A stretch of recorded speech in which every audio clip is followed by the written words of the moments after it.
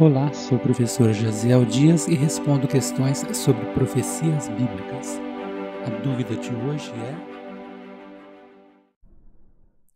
como começou a escola historicista?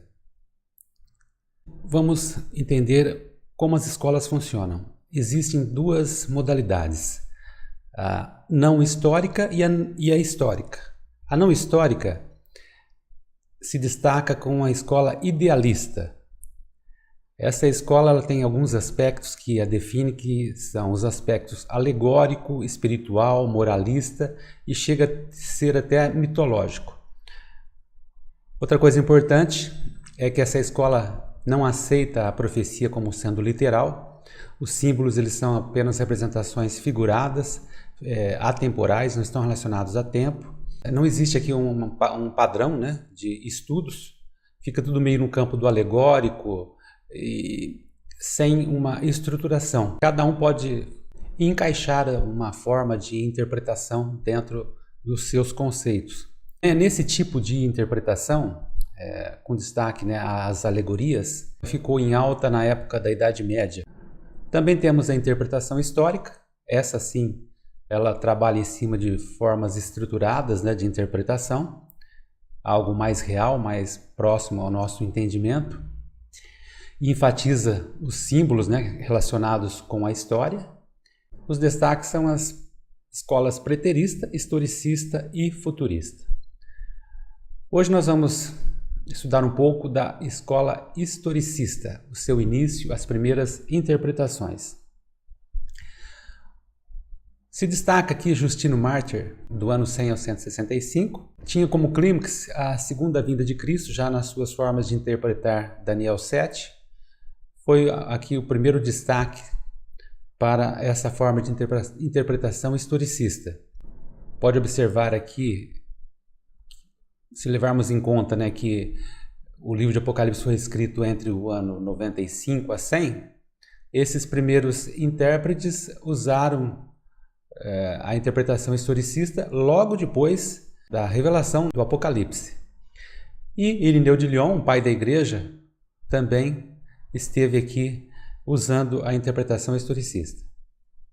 E o destaque para a interpretação de Irineu era com relação ao paralelo que ele fazia entre Daniel 2 e Daniel 7, já dando ênfase na divisão, né, do Império Romano. Se levarmos em conta que isso estaria bem à frente, né? Então ele já se destacou aqui, já prevendo a divisão do Império Romano.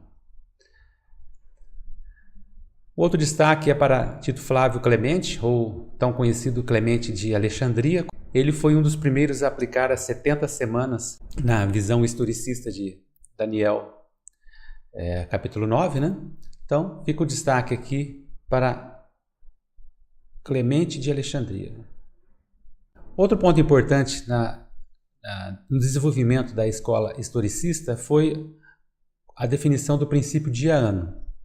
Isso começou a ser usado dentro da interpretação historicista no nono século, e o destaque foi para um judeu, que foi o primeiro a fazer uma correlação entre o dia-ano relacionado com os 2.300 anos lá de Daniel 8,14.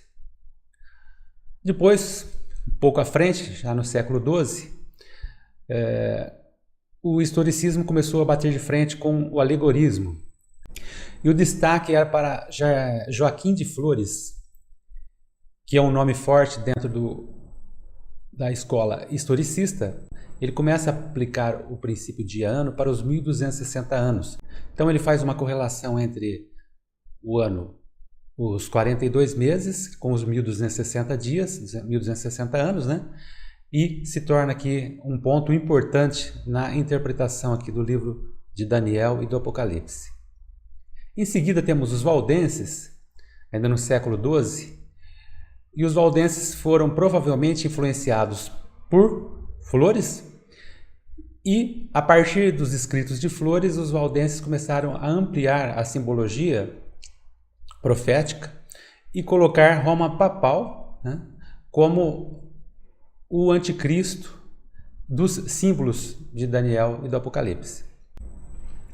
Qual foi então a base de controvérsia entre as escolas. Essa diferença foi a seguinte: para os reformadores, então, além do anticristo, outros símbolos foram relacionados com o sistema papal. O chifre pequeno de Daniel, o homem do pecado, o mistério da iniquidade, lá de 2 Tessalonicenses 2, a besta, Babilônia, meretriz do Apocalipse. Então, tudo isso foi relacionado pelos reformadores como sendo o sistema papal.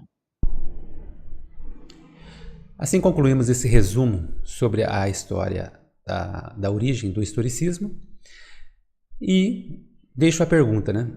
O que será que pensa as demais escolas, a preterista e a futurista? Tá? Isso fica para o nosso próximo encontro.